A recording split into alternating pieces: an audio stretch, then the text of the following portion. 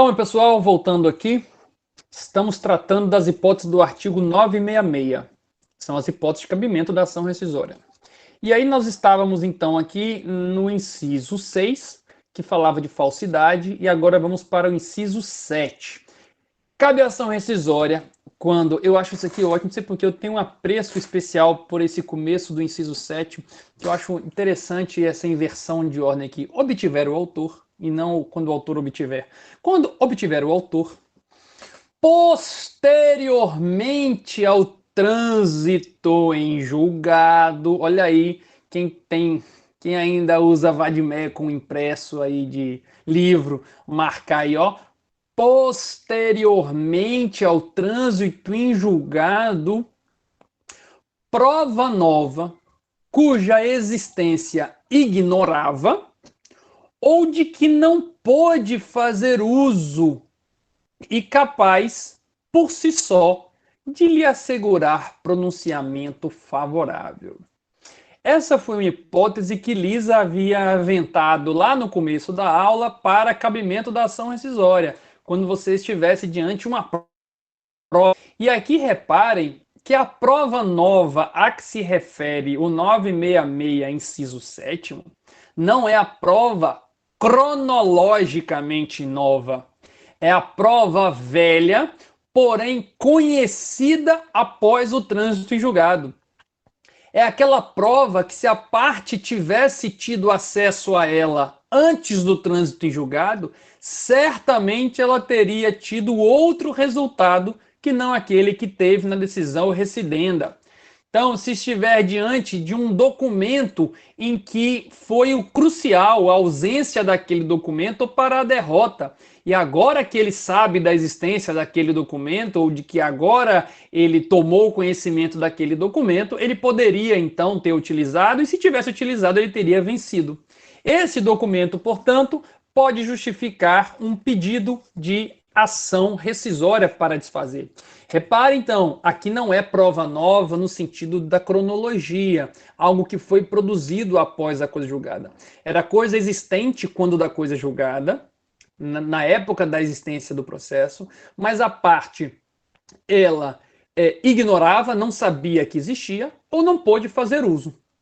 É aquele exemplo que está ficando um pouquinho distante, mas era aquele exemplo daquela novela O Segundo Sol. A pessoa perdeu um processo, suponha que a pessoa tenha perdido um processo, e porque a testemunha dele morreu. Não tinha como. E aí depois, transitou em julgado, descobria que Beto Falcão estava vivo. E que se soubesse da existência daquela prova no momento em que a coisa julgada nasceu, certamente o resultado teria sido outro. Então aquela prova nova, ela pode justificar uma ação rescisória. E aqui é interessante que tem uma séria e grande discussão aqui quando trata o que considera prova nova. Se a prova nova aqui seria apenas documento, a prova nova pode ser uma testemunha que não sabia da existência. A jurisprudência aqui ela é restritiva com relação à ideia de prova nova.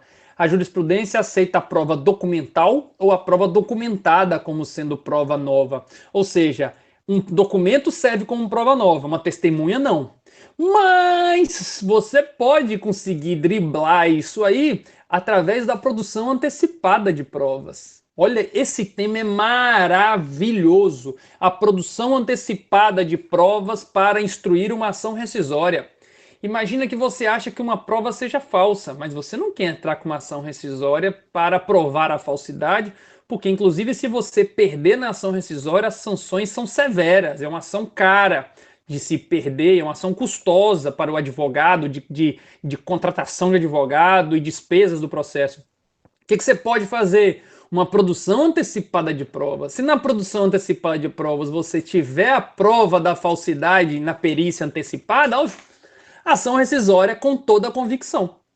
Assim como você faz uma prova, produção antecipada de uma testemunha, colheu o depoimento da testemunha, puf, virou aquela prova que era testemunhal, virou uma prova documentada, porque agora você vai juntar na ação rescisória a ata daquela audiência em que ouviu a testemunha. Portanto, a produção antecipada de prova na ação rescisória é um tema fantástico. Na verdade, a produção antecipada de prova por si só já é um tema muito bom. Para a ação rescisória é maravilhoso. Poderá ser literalmente um fato novo? Não. Porque tem que ser um fato, Amanda, como diz o inciso, cuja existência ignorável de que não pôde fazer uso. E, portanto, a prova é velha. A prova existia já na época, só que você ignorava ou não pôde fazer uso. Então não pode ser uma prova que surgiu após o trânsito em julgado, porque isso não é fundamento para o julgamento. Porque não tem um erro na decisão. Se aquele documento não existia na época, a decisão foi proferida com o que tinha na época. Ok? Silvia, professor, quem pode provar que o autor já não a conhecia? O autor, para fazer jus à ação rescisória com esse fundamento, ele vai ter que convencer o juiz, portanto, na sua petição inicial, de que aquela prova ele não conhecia ou não tinha como conhecer. Ele vai ter que demonstrar, portanto, que não tinha como tomar conhecimento. Aquela prova só veio, por exemplo, quando uma operação da Lava Jato fez uma busca e apreensão de equipamentos na sede do réu. E quando fez a busca e apreensão, identificou um documento. Opa, esse documento, se eu tivesse tido acesso a ele na época do processo, eu teria ganhado esse processo. Alguma coisa nesse sentido. Você vai ter que demonstrar que você não conhecia, não tinha como conhecer, porque tinha sido guardado em sigilo absoluto, enfim.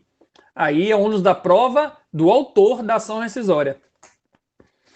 E se perder o prazo, que prazo? Que prazo, Silvia?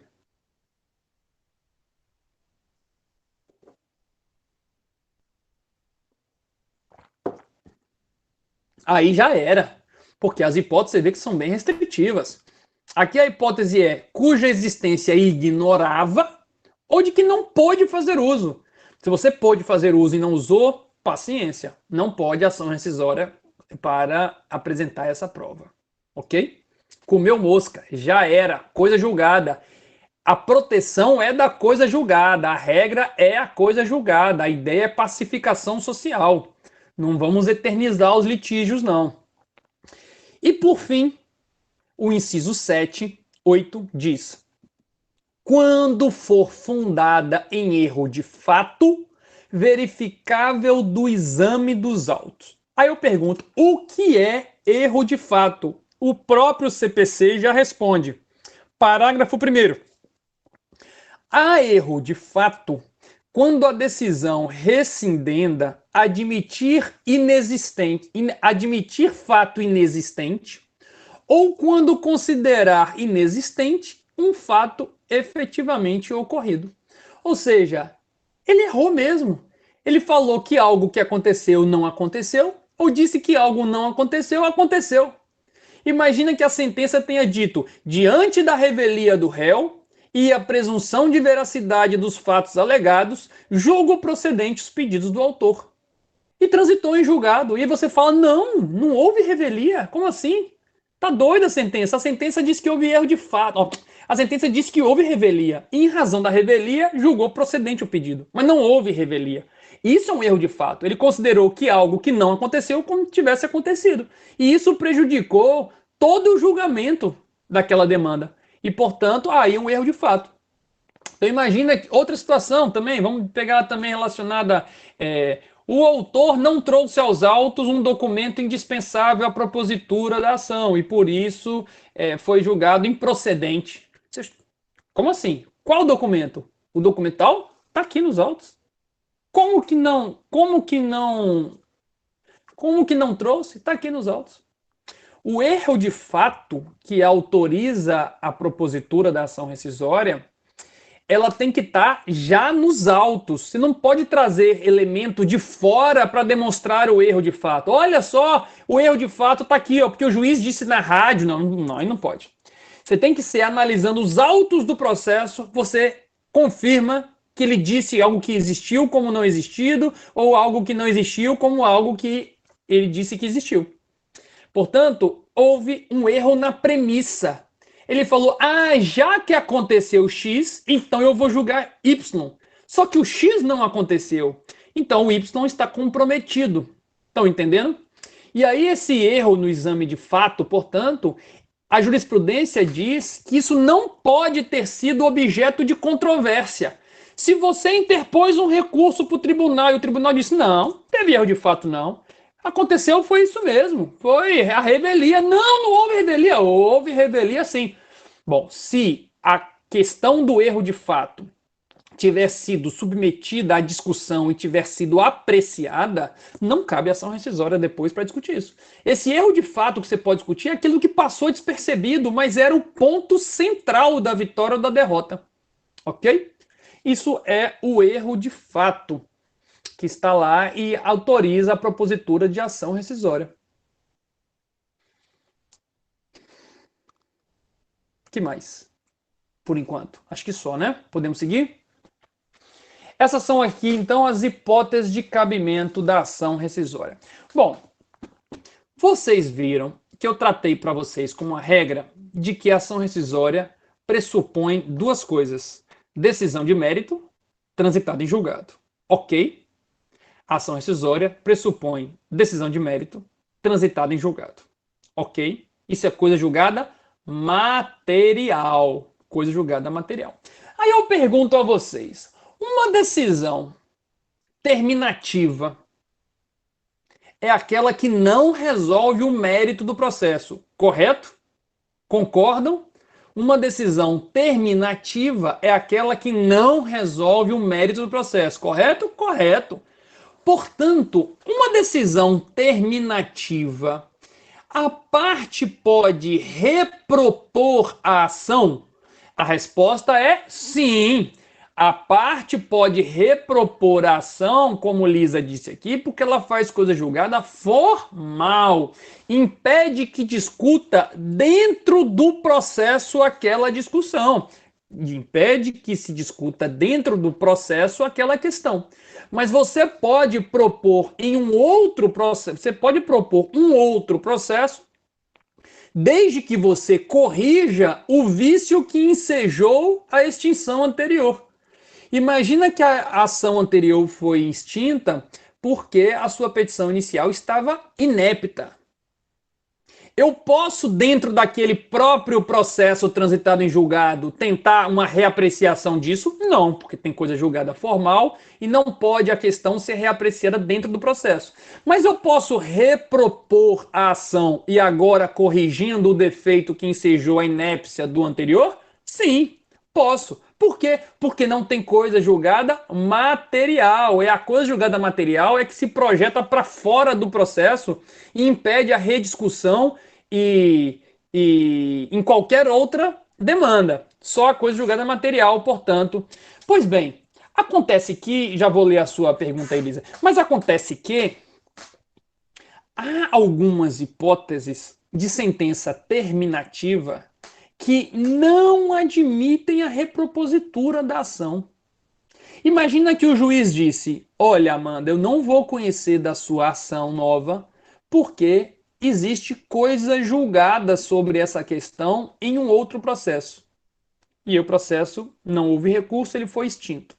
Você pode... Essa extinção foi com resolução do mérito ou sem resolução do mérito?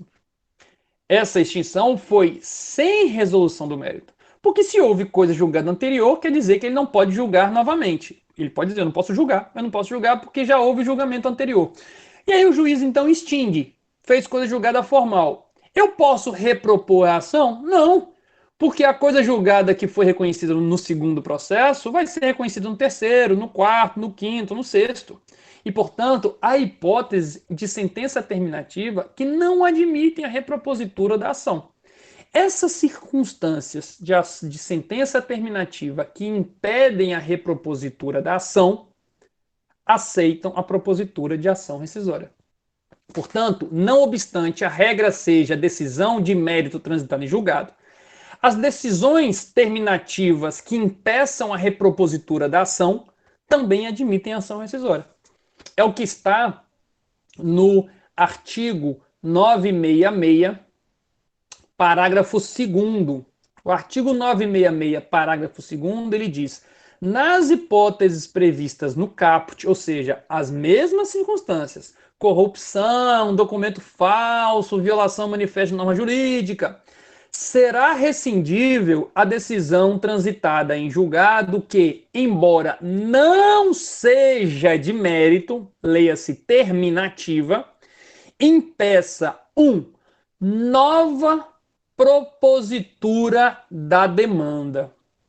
É possível? É possível ação rescisória, portanto, contra decisão que não resolveu o mérito do processo, desde que essa decisão não impeça a repropositura da ação.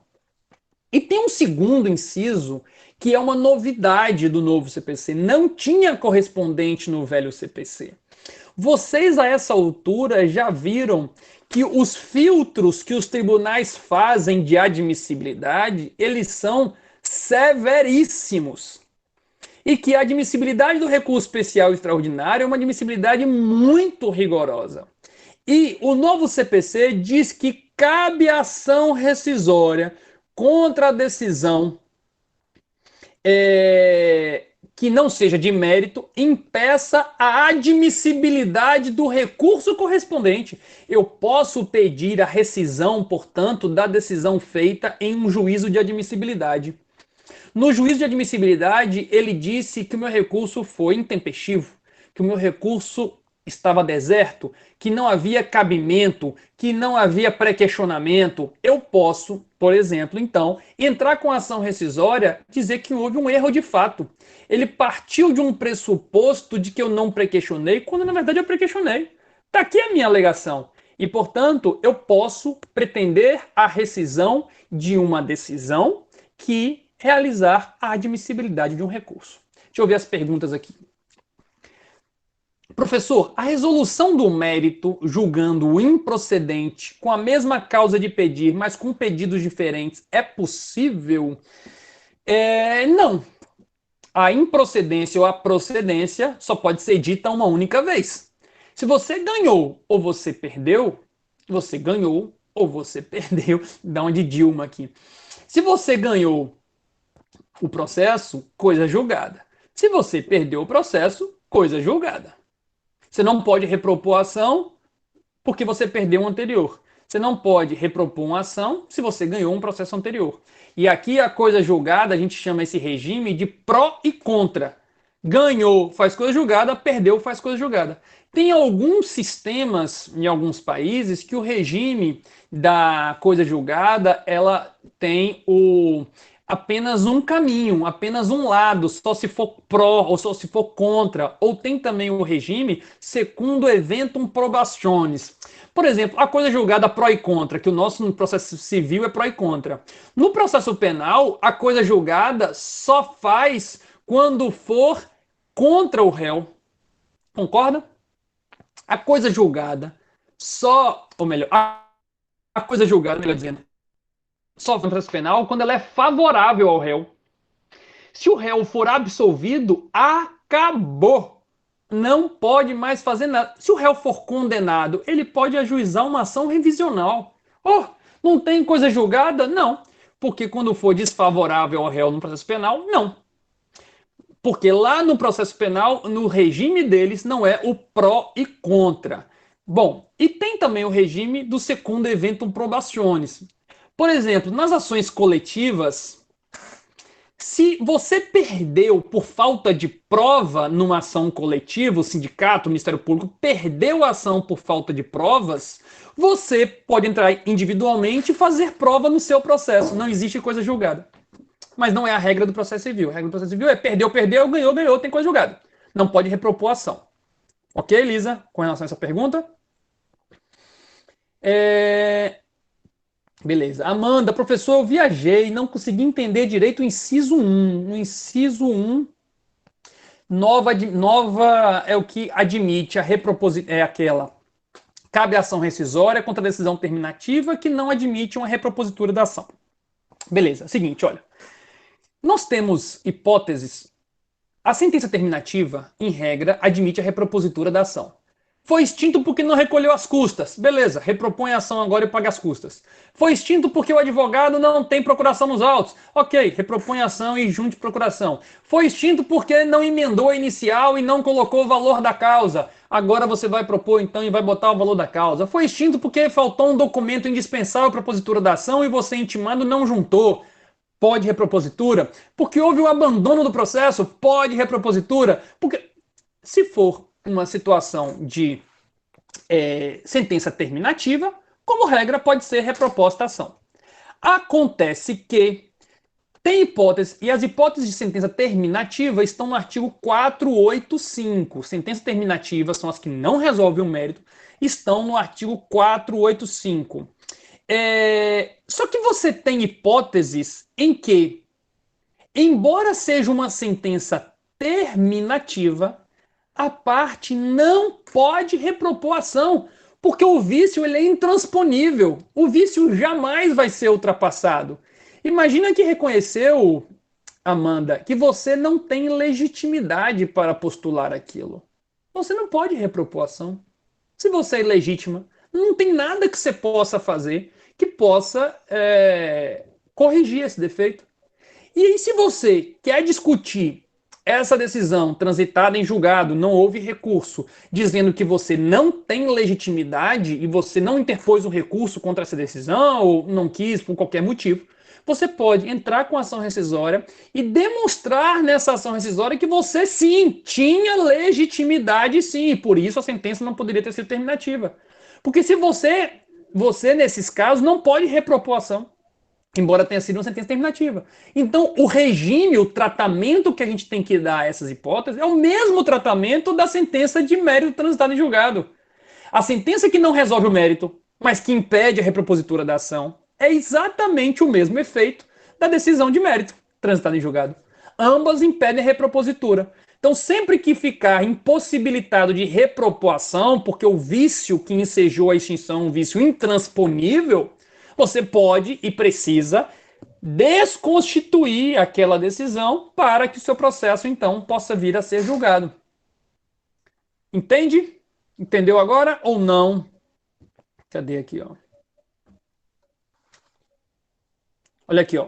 O artigo 486, ele fala o seguinte, ó.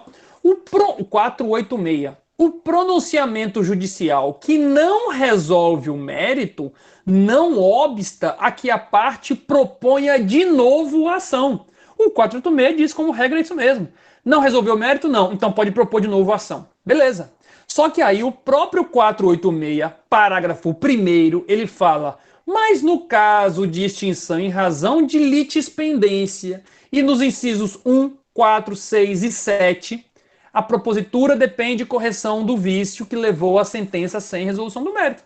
Mas se o vício não tiver como ser ultrapassado, não pode repropor a ação. Você precisa desconstituir aquela decisão. Ok? Virgínia, professor, pode repetir a ação rescisória em sentença terminativa? Foi essa aí, Virgínia? Ficou mais claro agora? Ou precisa repetir?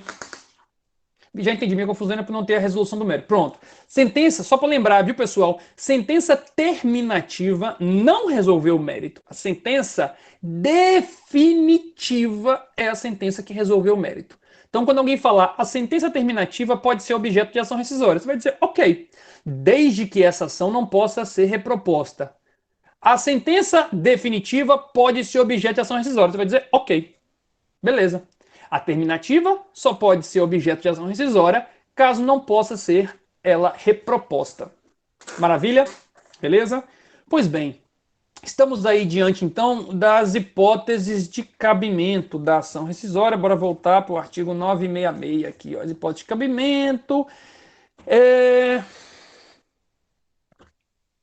eu ver meu roteirinho aqui, para não fugir do meu roteirinho. Decisão de mérito, tem muitas coisas aqui que eu não vou trabalhar com vocês. Isso aqui é para a gente trabalhar um dia na pós-graduação. Decisão que impeça a admissibilidade, já falamos. Enunciado do fórum permanente. Bom, e aí, meus amigos, como é que eu vou elaborar a minha petição inicial? A minha petição inicial, já falei para vocês, tem que estar fundamentada em uma das hipóteses do artigo 966. É que nem recurso de fundamentação vinculada. Você está vinculado a um dos fundamentos previstos em lei. Aqui, da mesma forma, é uma causa de pedir vinculada. Você vai bater na porta do tribunal, ele vai dizer o que você quer aqui. Você vai dizer, eu quero uma ação rescisória. Ele vai dizer, e você quer a sua ação rescisória com fundamento em quê? Ele está lhe perguntando em qual das hipóteses do artigo 966. Aí você vai dizer, eu estou entrando com fundamento no artigo 966, inciso 2. Ou se você for macho mesmo, no sentido amplo da palavra, no inciso 1, porque o juiz foi corrupto e eu vou provar isso lá nesse processo e tal. Ok? Portanto,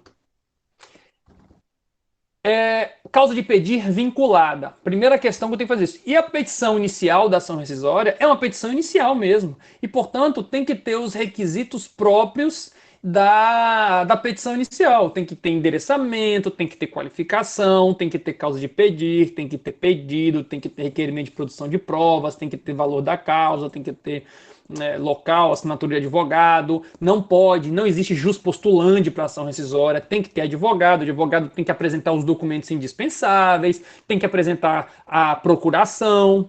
O advogado que alega, por exemplo, que existe um documento novo, tem que apresentar essa prova nova. O advogado que alega erro de fato tem que demonstrar na sua petição inicial que o erro de fato decorre da análise dos próprios autos do processo. Enfim, a petição inicial da ação rescisória é uma petição inicial como qualquer outra. Só que a diferença é que ela está vinculada a um dos fundamentos do 966. Virgínia, professor, a ação rescisória da ação rescisória. A rescisória da rescisória não entendi muito bem, não. Se puder depois. Imagine o seguinte, Virgínia, vai entender, é muito fácil. Imagina que você perdeu um processo e entrou com a ação rescisória. Você perdeu o processo primeiro porque a prova foi falsa.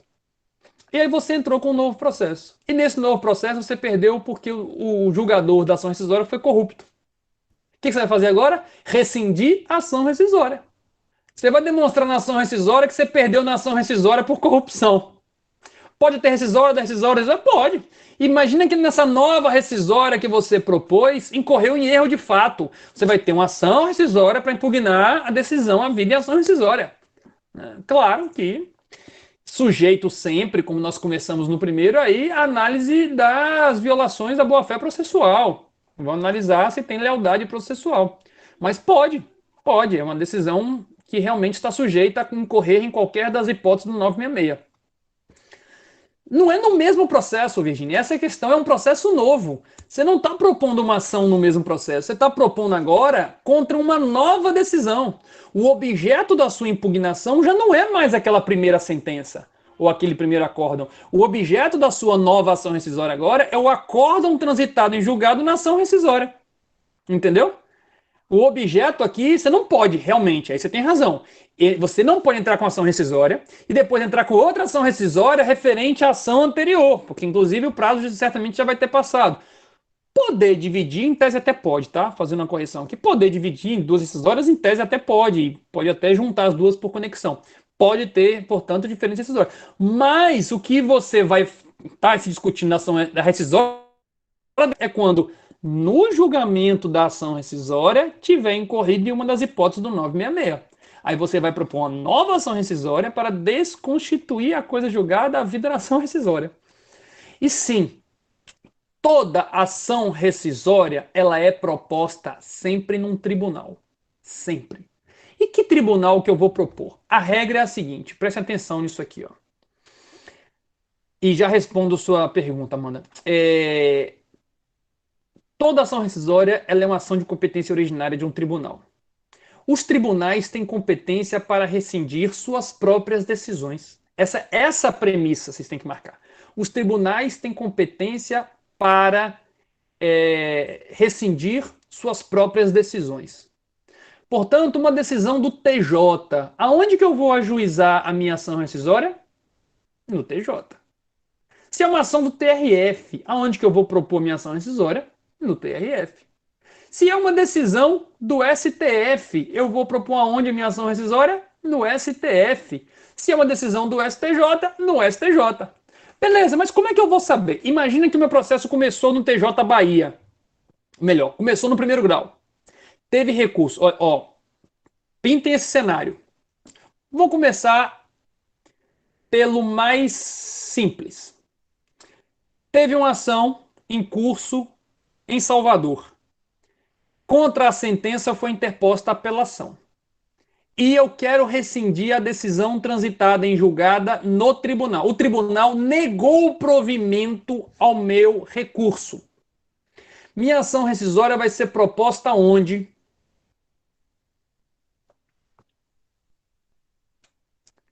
Aonde?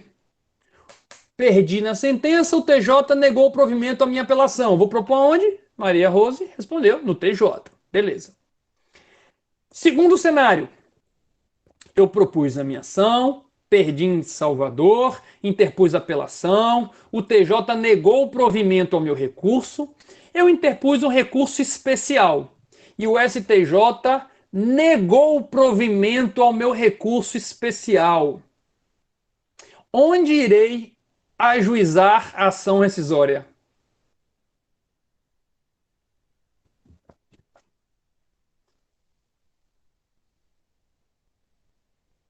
Valendo um ponto. Aí todo mundo vai responder. É. Mentira. Ah, agora todo mundo responde, né? Olha aí. Beleza. Se o STJ negou o provimento ao meu recurso, o que isso quer dizer? Lembram-se de um dos efeitos do recurso que eu falei, que é o efeito substitutivo? Quando um tribunal conhece do recurso, aquela decisão substituiu a decisão anterior.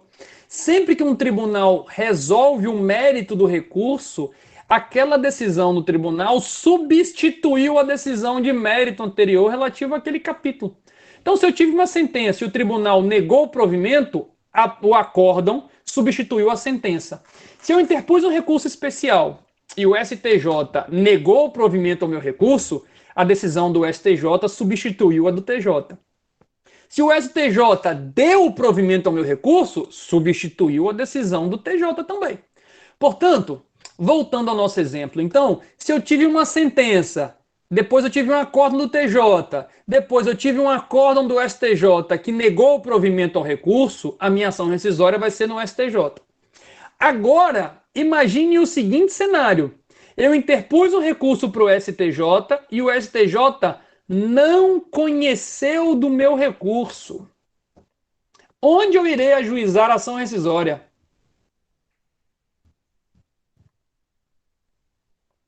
TJ, certo? Por que TJ? Porque não conheceu do mérito e, portanto, não substituiu.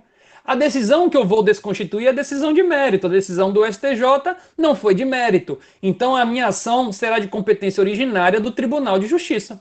Beleza, perfeito. Foi para o STF deu provimento ao recurso, ação rescisória de competência originária do STF.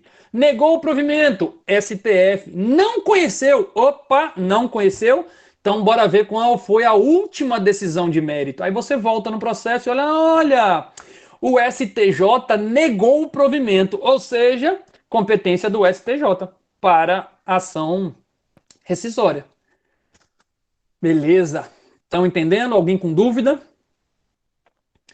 Agora, mais um cenário e o depois, por último, um cenário catastrófico. Mais um cenário. Contra a sentença não foi interposta apelação. Transitou em julgado no primeiro grau. Onde irei ajuizar minha ação rescisória? No tribunal. Não necessariamente no TJ. Se for Justiça Federal, pode ser TRF. Se for Justiça Estadual, tribunal. Mas está certo, é sempre de um tribunal. Se contra a sentença, cabe ação rescisória. Por quem? Pelo tribunal. Ué, mas então é a mesma coisa. Você rescindiu um acordo do TJ ou rescindiu uma sentença? Não. Porque aí, olha que interessante. Até aqui, ó, regimento interno como fonte de normas processuais. Quem distribui competência no tribunal é regimento interno. O nosso regimento interno da Bahia, por exemplo, do TJ Bahia, traz que são órgãos diferentes. Se é ação rescisória contra a sentença, quem julga são as câmaras. No caso, turma. Ação rescisória contra a sentença, quem julga é turma. Ação rescisória contra acórdão é sempre de um órgão superior àquele onde foi transitado em julgado. Se é um órgão, por exemplo, de uma turma, quem vai julgar não é a própria turma.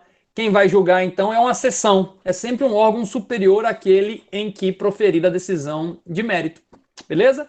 Portanto, não é igual, mas ambas terão início no tribunal. Agora eu vou trazer uma situação catastrófica, coisa louca que só vou trazer para vocês. Isso é coisa para pós-graduação, mas eu quero trazer para vocês porque vocês são porretas. Lembra que eu falei dos falsos não conhecimentos? Lembra que parece que nem o Lênio Streck, que ele fala o drible da vaca hermenêutico. Você faz o elástico, que nem o Ronaldinho Gaúcho faz. Dá um drible assim, finge que vai para um lado e vai para o outro. Pois bem, tem hipóteses que os tribunais superiores falam assim: não conheço. Ah, quando eu tratei de embargo de divergência com vocês que eu falei isso. Não conheço do recurso especial. Aí quando você vai ler o acórdão, o cara conheceu do recurso especial e diz que você não tem razão. Não conheço do recurso especial, porque não houve violação de lei federal, porque a decisão do TJ está de acordo com a jurisprudência do STJ. Você, o cara falou que não conheceu, mas conheceu sim. Ele julgou o mérito da controvérsia. Essa era uma discussão que o pau quebrava para a ação rescisória. Porque você tinha uma dúvida real sobre quem era o competente. Se era o STJ ou se era o TJ. Porque o STJ disse que não conheceu, mas julgou o mérito. Portanto, embora ele tenha dito que não fez, na verdade ele fez. E a decisão de mérito, de fato, tinha sido do STJ. Aí você fica, putz, vou propor onde? No STJ ou vou propor no TJ Bahia? Esse problema era muito real no velho CPC. Antes de seguir, deixa eu só ver se a pergunta aqui. Já volto para a Luana, então. Peraí. Já volto. E aí o problema real era esse, porque você lia às vezes um acórdão do STJ e falava, não conheço. Aí você lia o conteúdo do acórdão e falava, pô, o cara conheceu sim. Ele conheceu e negou provimento ao recurso. Ele julgou o mérito, ele disse que o acórdão está certo e por isso não tem nada a reformar, tem que ser mantido em todos os fundamentos e tal. E olha que situação grave. Grave, grave, grave, grave. A pessoa então falava, bom, o STJ disse que não conheço do recurso. Bom, se não conheço, eu vou ajuizar a minha ação no Tribunal de Justiça da Bahia. Porque a última decisão de mérito foi do Tribunal de Justiça da Bahia. Luana, só para corrigir logo, tá me incomodando isso aqui, sem corrigir logo para lhe explicar isso logo. Não fale última sentença, tá? Sentença é sempre decisão do juiz de primeiro grau. É a última decisão de mérito. O tribunal competente será aquele que tiver proferido a última decisão de mérito. Beleza? Pronto. É isso mesmo, você está certa. Só corrigir aqui a sentença, porque eu estava falando aqui, isso estava querendo, estava me chamando para corrigir. Pois bem, aí você olhar e falar assim, pô, o STJ não conheceu do recurso, não conheceu. O que eu vou fazer então? Eu vou entrar com ação rescisória no TJ Bahia. Aí o TJ Bahia olhava e falava assim, não é aqui não. Era lá no STJ. Porque o STJ disse que não conheceu, mas na verdade conheceu do mérito sim, era aquelas hipóteses de falso não conhecimento. Aí você fala, bom, então manda lá pro STJ. Ele fala assim, não, infelizmente eu não posso mandar. Lamento. Você identificou o objeto errado da sua demanda. Você identificou o objeto como sendo o acórdão do TJ Bahia, mas o objeto era o acórdão do STJ. E, portanto, extinguiu o seu processo. E sabe o que é mais grave de tudo isso? De tudo isso? É o seguinte. A ação rescisória, ela tem prazo decadencial. A ação rescisória tem prazo decadencial. O prazo decadencial não suspende e não interrompe. Você propôs a ação, o prazo. Se extinguirem a sua ação rescisória, você não começa de novo o prazo para repropor. Aí o que o TJ fazia? Sentava em cima do seu processo, passavam alguns anos em cima do seu processo. Aí nisso ele pegava seu processo e falava assim: eita, olha, você propôs a ação aqui no TJ, mas era no STJ. Aí você falava, putz, mas o STJ falou que não conheceu. Não, mas ele falou que não conheceu, mas se olhar bem, ele conheceu da controvérsia sim. Aí você fala, tá bom, então vou lá no STJ. Mas o prazo já acabou. Você já perdeu o prazo para entrar com ação no STJ. Por quê?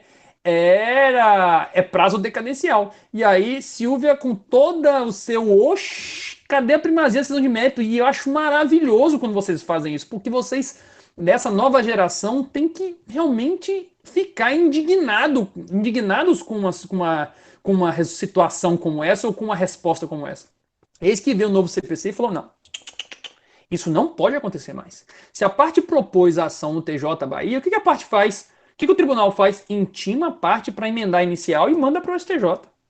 Porque, inclusive, essa outra ação que eu estava falando lá no velho CPC corria o seríssimo risco, se ainda estivesse em prazo, de você correr no STJ, propor de novo a ação e ele dizer que não era dele, porque o acórdão dele não conheceu da decisão. Portanto, se a gente resolve isso dentro do próprio processo, não existe a possibilidade de não ter uma resposta. O TJ Bahia fala: eu acho que é acórdão do STJ, vai me intimar para emendar a inicial e vai mandar para o STJ. Se o STJ disser não, quem tem competência é o TJ Bahia mesmo, ele vai mandar de volta para o TJ Bahia, o TJ Bahia vai ter que resolver. Portanto, primazia da decisão de mérito, e Silvia, você está coberta de razão, o sentimento tem que ser esse mesmo. Que absurdo, meu Deus do céu! Como pode alguém interpretar a norma processual de maneira diferente dessa? É esse o espírito que realmente eu quero de vocês. Perfeito, é isso mesmo. E que prazo é esse para a propositura da ação rescisória? Antigamente, o prazo da ação rescisória era 5 anos a contar do trânsito em julgado. Transitou em julgado, você tinha que ficar 5 anos ainda. Ai, meu Deus do céu, tomara que não entre com ação rescisória, tomara que não entre com ação rescisória. Ai, meu Deus do céu. Só quando acabava os 5 anos é que você falava: ufa, agora, graças a Deus, finalmente transitou em julgado.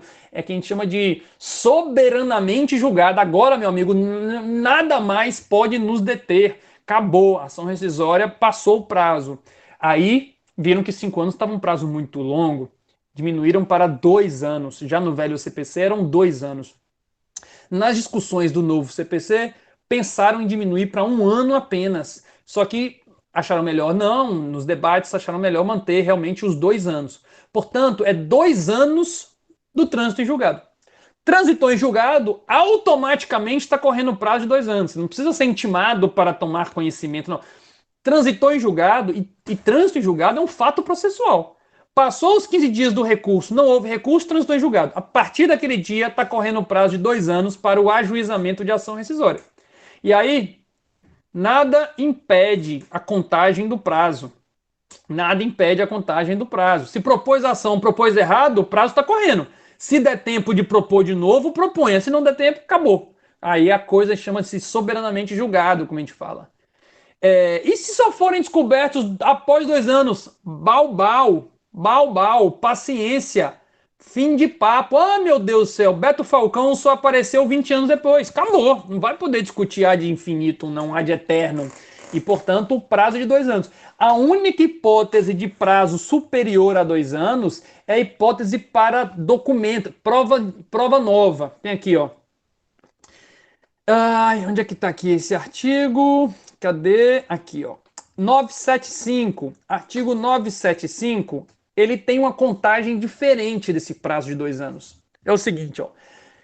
Artigo 975. O direito à rescisão se extingue em 2 anos contados do trânsito em julgado da última decisão proferida no processo. Isso aqui tem uma controvérsia incrível, hein? Vocês vão ver ainda o tamanho do problema que isso gera. Aqui, ó. Parágrafo 2º. Se fundada a ação no inciso 7 do artigo 966, ou seja, prova nova, o termo inicial do prazo será a data de descoberta da prova nova. Opa, descobri hoje uma prova nova. Eu tenho 2 anos para repropor a ação. Eu posso, para propor ação rescisória. Eu posso esperar daqui a 2 anos, antes de completar 2 anos, eu posso propor a minha ação rescisória se eu descobrir aquela prova nova. Mas isso não é infinito. Ele diz o seguinte, ó. Observado o prazo máximo de 5 anos contado do trânsito em julgado da última decisão proferida no processo. Ou seja, você tem que somar no sentido de estarem presentes os 2 prazos. O prazo de 2 anos e o prazo de 5 anos. nunca pode ser proposto após 5 anos do trânsito em julgado. Imagina que eu tenha descoberto uma prova nova 2 anos depois do trânsito em julgado. 2 anos depois do trânsito em julgado.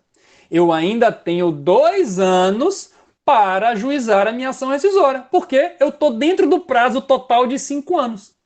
Mas se eu descobrir no 4º ano, transitou em julgado, 4 anos depois do trânsito em julgado, eu descobri uma prova nova.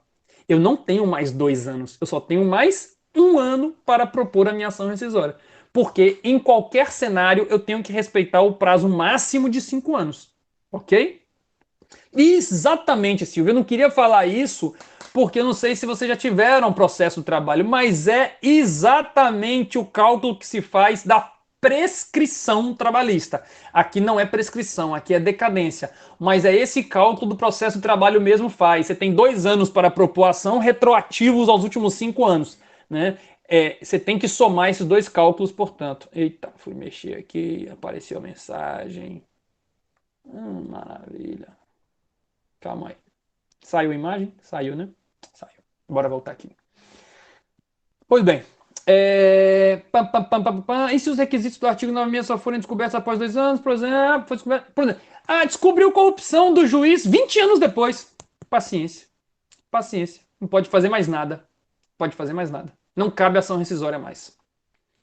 Ok? Porque só prova nova é que pode aumentar o prazo de 2 anos. Só prova nova. Todos os demais não pode. Certo? Bora lá, prazo decadencial. Rapaz, esta questão do prazo é um problema terrível. Qual é a sua dúvida? E se os requisitos do artigo 966 só forem descobertos após 2 anos? É esse? E a multa, peraí. Calma. Tenha fé que eu vou falar ainda do depósito inicial da ação rescisória. Vou falar ainda aí. É um problema muito grave e muito controvertido. É a questão da coisa julgada progressiva. Vocês sabem, por decorrência do efeito devolutivo no plano horizontal, que você pode escolher o que será objeto de recurso. E aquilo que você não interpôs recurso, eventualmente faz o trânsito em julgado se a parte contrária também não recorrer. Então, se você tem dano material e dano moral, como na prova, por exemplo, dano material e dano moral, se só você recorreu e só recorreu do dano moral, o dano material fez coisa julgada. E a pergunta era: qual o prazo que você teria para rescindir a decisão que julgou o dano material? O que vocês acham que seria razoável se você tiver uma coisa julgada ao longo do processo? Imagina que você tinha 3 pedidos. E tem mais problema ainda. Imagina 3 pedidos. Um foi julgado por decisão interlocutória de mérito. Os outros 2 por sentença. Só que só um dos pedidos houve recurso. Portanto, temos uma coisa julgada aqui, outra coisa julgada aqui e outra coisa julgada aqui. 3 coisas julgadas em momentos diferentes. Qual é o prazo da ação rescisória? E aí? Cada coisa julgada será em seu prazo. Essa seria, ao que me parece, a melhor resposta. E a melhor resposta pela doutrina também. Só que o legislador ele ficou com receio disso e achou melhor pacificar e dizer que o prazo para tudo começa a correr a partir da última decisão do processo.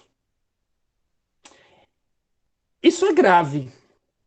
Na verdade, as duas soluções são muito graves. Reparem, imagina que o juiz tenha dado uma decisão interlocutória de mérito. E essa decisão interlocutória de mérito tenha transitado em julgado em 2018. Imagina que os danos morais tenham transitado em julgado em 2020. Imagine que os danos materiais tenham transitado em julgado em 2025. Então nós temos 2018, 2020 e 2025. Qual que seria o prazo para rescisão da decisão de 2018?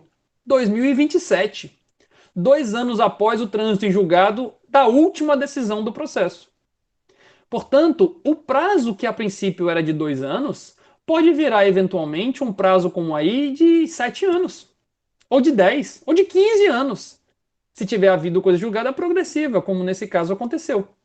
Então isso é uma fonte de muita insegurança, você permitir que seja protraído no tempo, de maneira indefinida, o prazo da ação rescisória a contar da última decisão.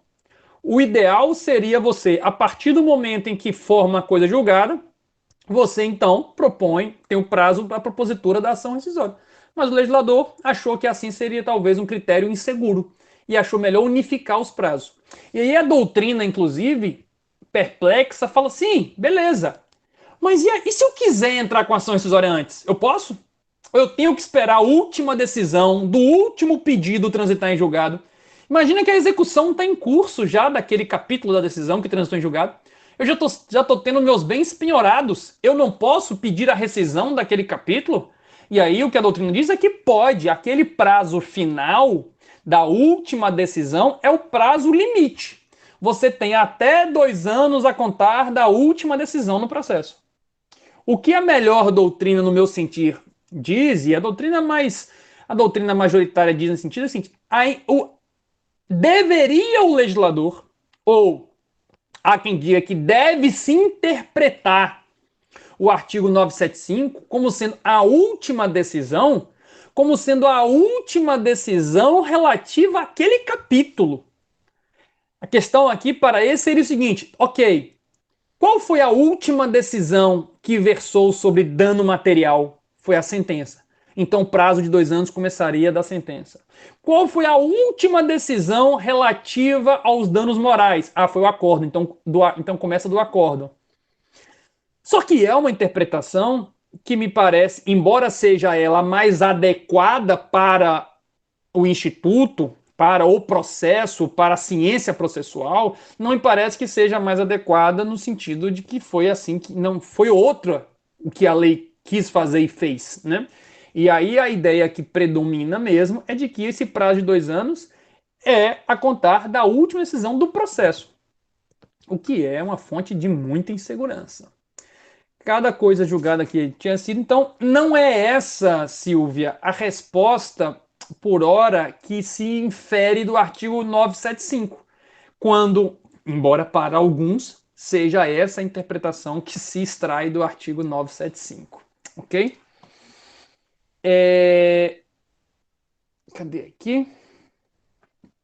Aqui, ó. Súmula do STJ, súmula 401 do STJ. Súmula 401, tá aí no roteiro de vocês, ó. Diz assim, ó. O prazo decadencial da ação rescisória só se inicia quando não for cabível qualquer recurso do último pronunciamento judicial. Aí você pode dizer, último pronunciamento judicial do processo ou do pedido? Ou do capítulo? Enfim, eis aí uma questão muito boa também de estudar e de escrever. Recomendo. Para chegarmos na questão que Amanda deve estar com alguma ação rescisória porque ela está doida para ganhar uma indenização decorrente da ação rescisória. Eu já percebi isso, Amanda. Você tem alguma ação rescisória para poder ganhar esse dinheiro aí, viu? Se precisar de um advogado, estamos aqui. Olha, é brincadeira, OAB. A OAB está nos assistindo aqui, eu não posso oferecer serviços, não. Infração ética é brincadeira, viu? Bom, seguinte, quando você vai propor ação rescisória, um dos requisitos da ação rescisória é você fazer um depósito de um valor correspondente a 5% do valor da causa. O que você pretende com a sua ação rescisória? Eu pretendo desconstituir a coisa julgada relativa ao capítulo dos danos materiais. Certo. E esses danos materiais hoje estão em quanto? Hoje está em 3,5 milhões os danos materiais. Eu quero desconstituir a coisa julgada e dizer que eu não devo esses 3,5 milhões. Beleza, então 5% dos 3,5 milhões. Você vai depositar esse dinheiro, não é pagar custas processuais. além das custas processuais, além das custas, existe esse depósito. E que depósito é esse? Esse depósito vai ficar lá no processo, depósito numa conta judicial, né, melhor dizendo, no processo, uma conta judicial vinculado àquele processo. E você, autor, se ao final perder o processo ou decidir que o seu processo era incabível por unanimidade de votos, este depósito de 5% vira uma multa para a parte contrária. Então, se você entrou com uma ação, vou simplificar, o valor da causa é de R$1 milhão. E aí você tem que depositar 5% disso. Quanto que é 5% de R$1 milhão? R$50 mil. Você tem que depositar R$50 mil lá no processo, além de pagar as custas do processo. Se ao final o julgamento foi pela unanimidade, pelo não cabimento da ação ou pela improcedência da ação, automaticamente essa multa, esse depósito é convertido em multa e vertido para a parte contrária. A parte contrária ganhou o processo, vai ganhar os honorários sucumbenciais, o advogado, e vai ganhar também a parte, uma multa no valor equivalente a 5% do valor da causa.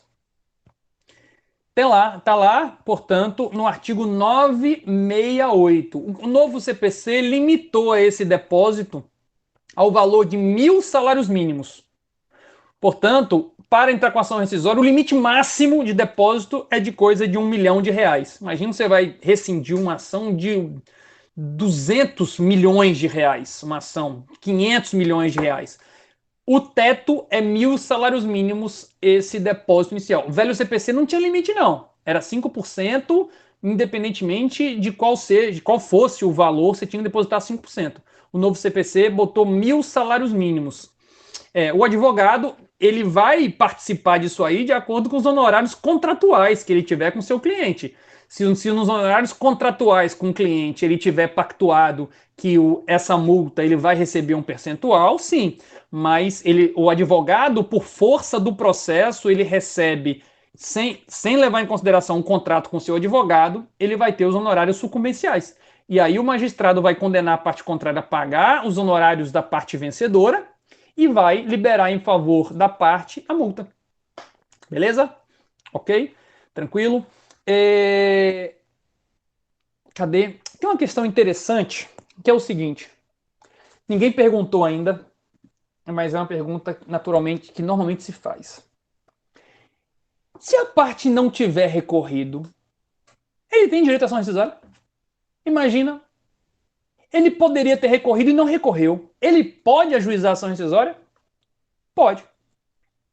Não tem nada a ver o fato de não ter havido recurso. A violação aí, nas hipóteses 966, não pressupõe que tivesse a possibilidade de recurso e a parte não tiver utilizado. A parte utilizou, não teve sucesso ou não utilizou, dá no mesmo.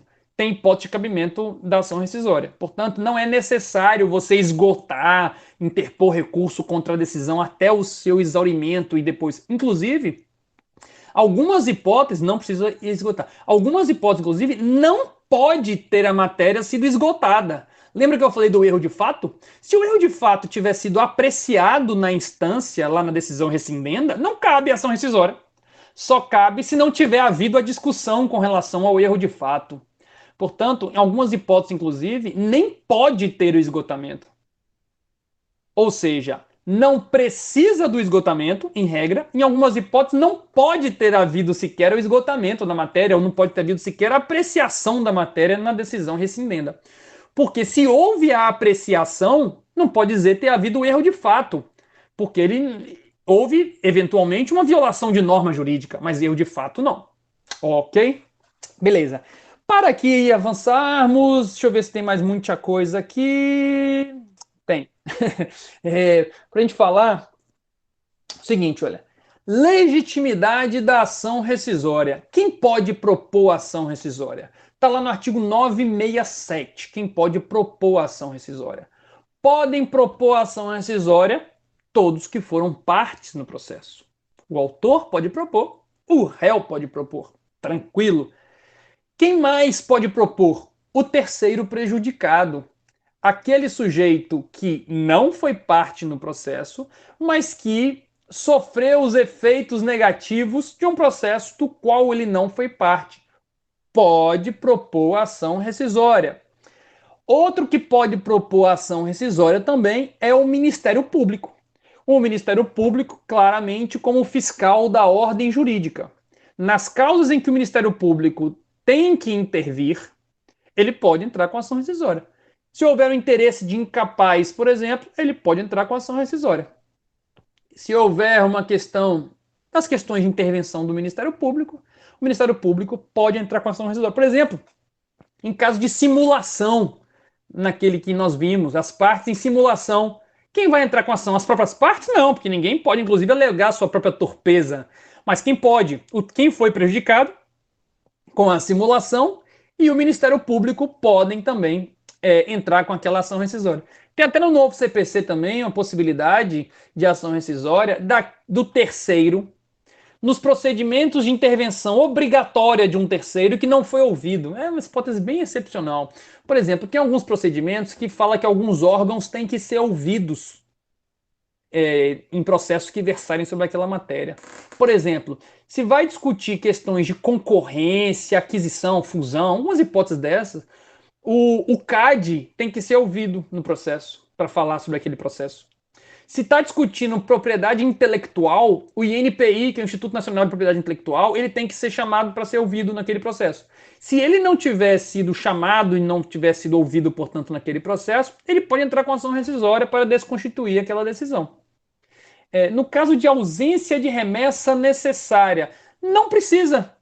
A ausência de remessa necessária não precisa de ação rescisória. Porque a qualquer tempo você pode fazer uma petiçãozinha lá no processo e dizer, juiz, opa, não teve remessa necessária. Desfaz tudo que foi feito e tem que fazer a remessa necessária. Portanto, a remessa necessária, a falta da remessa necessária não pressupõe ação rescisória. Inclusive, Daniel Amorim Assunção Neves, por exemplo, diz que não forma coisa julgada a falta da remessa necessária. Daniel Amorim diz que não existe coisa julgada sem a remessa necessária. Enquanto para outros é condição de eficácia, como eu falei para vocês. Para Daniel Amorim não há coisa julgada. Então você não pode nem rescindir se não teve coisa julgada. É questão, portanto, que a gente chama de transrescisória. Não precisa de rescisória. Faz uma petiçãozinha nos autos e desfaz tudo que foi feito e manda para o tribunal. Ok? Pois bem, legitimidade ativa são esses sujeitos que aí estão. Legitimidade passiva tem um negócio interessante, que eu quero a atenção de vocês. A legitimidade passiva é quem pode ser réu na ação rescisória. Quem pode ser réu. Terá que ser réu.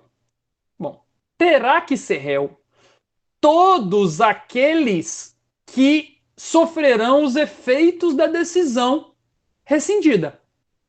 Se rescindir a decisão, todos que sofrerão os efeitos daquela decisão têm que estar no polo passivo. Se eu digo tem que estar no polo passivo mais de uma pessoa, qual o tipo de litisconsórcio que eu estou falando? Qual é? Se eu digo assim, olha, tem que estar no polo passivo mais de uma pessoa. E aí Lucas e Lisa responderam corretamente, litisconsórcio necessário. Portanto, tem que formar litisconsórcio necessário entre todos os sujeitos do processo que irão sofrer os efeitos daquela decisão. Então, se tinham dois réus, por exemplo, tinham dois autores, e eu pretendo rescindir um capítulo da decisão que diga respeito aos dois autores, os dois autores têm que estar como réus na ação rescisória. Não faz sentido, porque eu não posso rescindir a decisão para um e não rescindir para o outro. Se eu vou rescindir a decisão, tem que ser para os dois. Se o capítulo diz respeito aos dois, eu tenho que rescindir para os dois. Mas imagina, às vezes o juiz é impedido para um, não é impedido para o outro. Olha que decisão interessante. Às vezes, olha, eu nunca tinha pensado nisso. O juiz é impedido para uma parte, não é impedido para outras partes. Por exemplo, eu e Amanda, tá aqui, Amanda, entramos com uma ação em litisconsórcio facultativo. Nós dois pedimos uma indenização de R$10.000 cada um contra a operadora de telefonia. Nós poderíamos ter entrado com ação individualmente, cada um com a sua, mas nós resolvemos entrar em conjunto. É um litisconsórcio facultativo. Só que o juiz era pai de Amanda. O impedimento dizia respeito só a Amanda. vai ter que ter a rescisão, portanto, da decisão de Amanda. A minha não tem vício nenhum. Eu ganhei o processo, né, sem nenhuma hipótese de impedimento.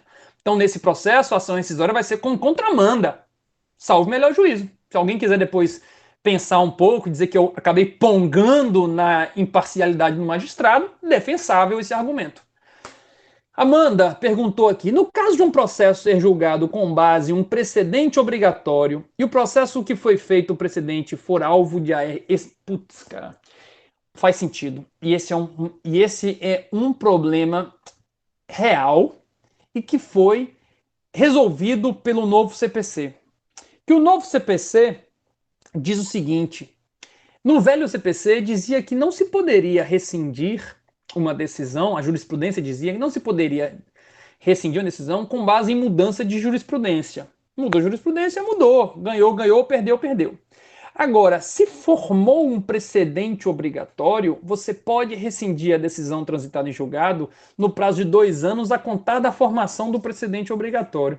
E aí você pode desconstituir a coisa julgada que tivesse sido formada em desacordo com um precedente obrigatório. Então, no novo CPC, sim, é permitida a desconstituição de uma decisão transitada em julgado com base em um precedente obrigatório, desde que esteja no prazo de 2 anos. Ah, mudou depois de 20 anos. Aí, paciência, já consolidou há muito tempo. Mas se estiver dentro do prazo de 2 anos feita a mudança de jurisprudência, você pode repropor a contar da formação do precedente obrigatório. Ok? Deixa eu ver se está aqui isso aqui. Não, não está aqui. Eu não lembro em que artigo está isso. Bom, deixa eu ver se eu não botei no roteiro de vocês aqui. Eu não falei, acho que depois vocês procurem aí, viu? Alguém puder procurar aí no precedente obrigatório, se eu coloquei no roteiro de vocês em qual artigo está dizendo o prazo para ação rescisória fundada em precedente obrigatório superveniente, ok? Veja se vocês localizam. Então, todo mundo que sofreu poderá ser processo alterado. Poderá, por ação rescisória. Por ação rescisória, ok? E às vezes, isso é inclusive importante que aconteça, os tribunais, quando fazem precedentes obrigatórios, comumente eles fazem o que a gente chama de modulação dos efeitos. E é comum que os tribunais digam, mas essa interpretação só vale para os processos ainda não transitados em julgado. Então ele faz um corte para excluir os processos já transitados em julgado, para que não venha, como a Regina Duarte, se desenterrar defuntos, trazendo uma série de processos que já estavam arquivados. Pois bem, faz sentido? Faz sentido sim, Amanda. É muito boa a pergunta e esse é um tema maravilhoso. Mas se o tribunal refizer o precedente com base em um processo lícito, é isso. Se ele refizer o precedente, a ação rescisória da ação rescisória, é isso? Ele ficar alterando o precedente? Loucura, né? Mas se estiver dentro do prazo para fazer isso, a princípio não vejo óbice. Mas é possível essa discussão também pertinente. E se o precedente que justificou a ação rescisória foi alterado novamente? Vai ter novo prazo da ação rescisória para desconstituir a decisão que rescindiu a decisão anterior. É ação rescisória de ação rescisória. É possível, né? Tem que ser admitido. E legitimidade passiva, portanto, eu estava dizendo a vocês que todos aqueles que serão impactados com a decisão judicial têm que ser parte do processo. E aqui um negócio muito interessante, pessoal, preste atenção, é o seguinte, olha que coisa doida. O advogado é parte no processo? Advogado? Não é parte. O advogado é uma figura estranha no processo, porque ele não é parte, ele também não é um terceiro. Porque ele ganha com o processo, ele tem interesse na causa, ele tem honorários sucumbenciais a receber, e, portanto, se você perdeu um processo e esse processo você foi condenado em honorários sucumbenciais, para desconstituir os honorários sucumbenciais, o advogado tem que estar no polo passivo do processo. O advogado da parte contrária, titular dos honorários sucumbenciais, ele tem que estar no polo passivo do processo se você pretender desconstituir também os honorários sucumbenciais dele. Então você vai ter que botar no polo passivo a parte contrária e o advogado da parte contrária. O advogado da parte contrária vai defender o dele, que são os honorários sucumbenciais. E a parte, eventualmente com o mesmo advogado ou não, vai defender o dele, que é a decisão transitada em julgado. Porque se você não botar o advogado, você não vai poder exigir que ele devolva os honorários sucumbenciais que você pagou, que você foi condenado a pagar. Ok? Beleza? E isso é até uma discussão interessante. Você pode dizer, ah, não, mas é natureza alimentar os honorários. Não podem ser repetidos os créditos de natureza alimentar. A STJ falou, não, pode ser sim. Se o advogado recebeu, ele vai ser réu num processo de ação rescisória e se ele perder, ele vai ter que devolver os honorários. STJ decidiu assim já. Ok? Beleza? Beleza, beleza, beleza. Competência, já expliquei. Maravilha. Pedidos. E aí acho que a gente termina. Termina nada, mas vamos lá. Pedidos. Qualquer coisa a gente termina na próxima aula, no comecinho. Pedidos. Preste atenção aqui, ó. É, em regra, obrigatória a cumulação de pedidos na ação rescisória. A sua ação rescisória, em regra, tem que cumular 2 pedidos. O seu primeiro pedido da ação rescisória é qual? Desconstituir a coisa julgada com fundamento em uma das hipóteses do artigo 966. Tribunal, desfaça o que foi feito. Desfaça a coisa julgada, desconstitua a coisa julgada e devolva-nos ao jogo, reabra o jogo para discutirmos novamente o processo. Seu primeiro pedido obrigatório em toda ação rescisória é o pedido de rescisão da coisa julgada. Óbvio. Ação rescisória que é o quê? A rescisão da coisa julgada. Então você tem que fazer esse primeiro pedido que a gente chama de juízo rescindente. O tribunal primeiro vai ver se é devida a rescisão da coisa julgada ou não. Repare que a ação rescisória passa por 3 etapas. A primeira etapa é a questão da admissibilidade. Vai ver se estão presentes pressupostos processuais, condições da ação, depósito inicial, documentos indispensáveis, cabimento nas hipóteses 966, beleza. Passou da fase processual, passa para o juízo rescindente. O tribunal vai decidir se é devida a rescisão do julgado ou não. Vai decidir se houve corrupção ou não. Vai decidir se a prova era falsa ou não. Vai decidir se houve um erro de fato ou se não houve um erro de fato. Se ele concordar com tudo isso, ele vai dizer: acabou a coisa julgada que havia no processo anterior. E aí? Vai parar por aí? Não. Ele não pode desfazer e não fazer nada em seu lugar. Alguma decisão tem que ter. O que a ação rescisória faz? Ele não só acaba com o que foi feito, como a própria ação rescisória reconstrói e julga a causa. Poderíamos pensar em um sistema, se nós fôssemos legislador, dizer a ação rescisória rescinde e manda para o órgão para ele julgar novamente, mas não. A ação rescisória ele já rescinde a coisa julgada, diz, ó, acabou a sentença. A sentença que foi proferida, esquece.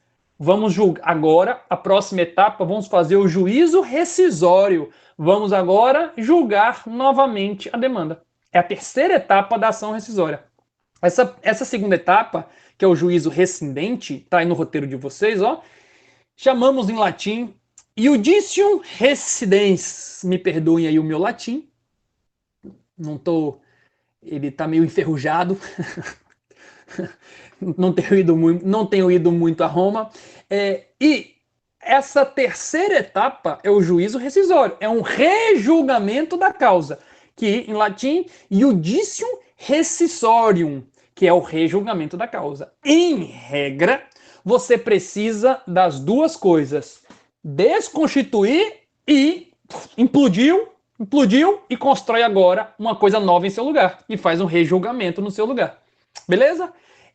Em regra, tem que cumular os 2 pedidos. Ante o exposto requer, seja rescindida a decisão transitada e julgada e em juízo rescisório seja julgada procedente a demanda e condenar o réu a pagar aquela indenização de R$1.000 que eu havia pedido, ou R$1.000.000.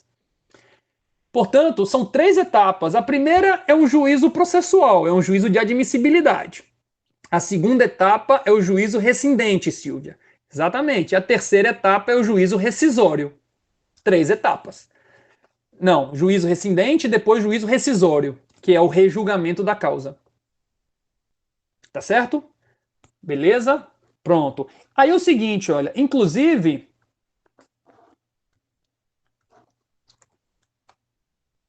Inclusive, ó, leiam aí, por gentileza, o artigo 974. 974. Antes do 974, leiam o 968. Vamos ler o 968 primeiro. A petição inicial será elaborada com os requisitos essenciais do artigo 319, petição inicial, devendo o autor, olha aí o que eu falei, 1. Cumular ao pedido de rescisão, se for o caso, o de novo julgamento do processo. Primeiro desfaz, depois um novo julgamento do processo. Ok? Juízo rescindente e juízo rescisório. As duas coisas, em regra, têm que estar presentes. Acontece que nem sempre, ao rescindir, vai ter um rejulgamento da causa. Às vezes, a sua ação rescisória é só para desfazer o que foi julgado. Quando você diz que não poderia ter sido julgado e foi julgado, o que você quer então? Desfaça o que foi feito. Por exemplo, a coisa julgada que violou a coisa julgada. O que eu quero na minha ação rescisória? Eu quero na minha ação rescisória que desfaça o que foi feito. Ponto. Eu não quero o rejulgamento, eu não posso querer o rejulgamento, porque se julgar de novo vai violar a coisa julgada. A ação rescisória vai violar a coisa julgada. Portanto, em regra, eu tenho que ter os dois. Juízo rescindente e juízo rescisório. Mas, excepcionalmente, eu vou ter apenas o juízo rescindente. Ok? Diz assim o artigo 974. Leiam aí, ó. Julgando procedente o pedido, ou seja, feito o juízo rescindente, o tribunal rescindirá a decisão. Proferirá, se for o caso, novo julgamento e determinará a restituição, depósito tal. Julgou procedente, ou seja, rescindiu, vai julgar a causa. Pode ser que você ganhe, pode ser que você perca. Pode ser que o juiz era impedido, que julgou sua causa, você perdeu, repropôs, reconheceu que ele era impedido, mas ao rejulgar a causa você perdeu. Entendem? Entendem que são dois momentos diferentes? Por exemplo, o juiz foi corrupto. Absurdo, corrupção, o cara vendeu sentença. Aí o novo juiz que foi julgar falou, rapaz, o cara vendeu a sentença aqui, mas o autor tinha razão. Ele vendeu a sentença para o autor, mas o autor tinha razão mesmo ao que ele pedia. Por isso eu vou julgar procedente o pedido, porque tem razão o autor. Ganhou em parte na ação rescisória. Ele rescindiu, ganhou no juízo rescindente, mas não ganhou no juízo rescisório. Perdeu no juízo rescisório. Beleza? Tranquilo? Pois bem, e é isso, e é assim que se resolve o juízo rescisório. Para terminar, proposta ação rescisória. Amanda tem multa. Amanda tem multa para receber, sim. Ela tá querendo saber da multa. Amanda, tem multa? Pois é, boa pergunta. Eu tava aqui lendo o negócio e me surgiu essa dúvida. Eu tava torcendo para ninguém me perguntar porque eu não sei responder. Você. Eu vou passar a maquininha daqui a pouco aqui para poder cobrar a consulta. Se bem que eu não posso nem cobrar, que minha resposta eu não sei. Porque é o seguinte, olha. Eu acho que não. Eu acho que não tem a multa nesse caso, porque de fato você foi o vitorioso, você extirpou o defeito que havia na ação rescisória. Então, ao extirpar o defeito da ação rescisória, o seu pedido foi julgado procedente. Sua ação foi julgada procedente no juízo rescindente e foi julgada improcedente no juízo rescisório. A princípio, eu penso que não, ok? Mas é algo a se refletir. Eu tive um caso bem interessante no TRT, que eu propus uma ação, a parte contrária propôs uma ação rescisória. E no TRT, aqui a gente viu que a multa é de 5%. A Amanda já tá louca já com 5% aqui. No trabalhista é 20%. 20% você tem que depositar. Pois bem, e aí lá a parte contrária ajuizou uma ação rescisória e depositou os 20%. Era um valor expressivo. Geralmente só entra com ação rescisória quando é um valor substancial. E aí ele depositou os 20%. Aqui no TRT, ele quase ganhou o processo. Ficou 2-1. 2-1 aqui no TRT. A multa teria multa para mim? Eu que ganhei por 2-1, eu teria multa? Não teria, porque o requisito correto. Aí o que a parte contrária, a parte autora, interpôs recurso contra o acórdão que julgou a ação rescisória. Aí chegou no TST. Sabe o que o TST fez? Negou o provimento por unanimidade. Transitou em julgado. Chegou aqui embaixo, eu fiz uma petiçãozinha e falei: presidente, tribunal, quero a multa para mim. Me venha essa multa de 20% aí. Aí a presidente falou: multa? Não. Vou ouvir a parte contrária primeiro. A parte contrária falou: não, gente, rapaz, tá doido. Só tem multa quando é unanimidade. TRT foi 2-1. E, portanto, você ganhou, mas você ganhou por maioria. Olha que resposta simples. Eu falei: e vocês esqueceram do efeito substitutivo do recurso? Se o TST negou o provimento ao recurso, qual foi a última decisão de mérito? A do TST. E o TST foi a unanimidade. Portanto, a multa sim foi devida. Verteu, transformou o depósito em multa. Porque qual foi a última decisão? Decisão do TST, que conheceu do recurso e negou o provimento. Olha que resposta simples. No efeito substitutivo do recurso, ele tinha uma situação ruim, piorou a situação dele por força do próprio recurso dele. É uma exceção, portanto, ao não reformaço impégios. Pode contratar seguro, tem seguro para tudo, tudo tem seguro. Tudo você imaginar pode ter seguro. Tem seguro para processo também. Seguro de garantia de processo, tem muita coisa. Seguro. Pois é, o que eu estava falando? Ah, da multa, que me perguntou aí. Sim, aí, enfim, só para a gente terminar agora,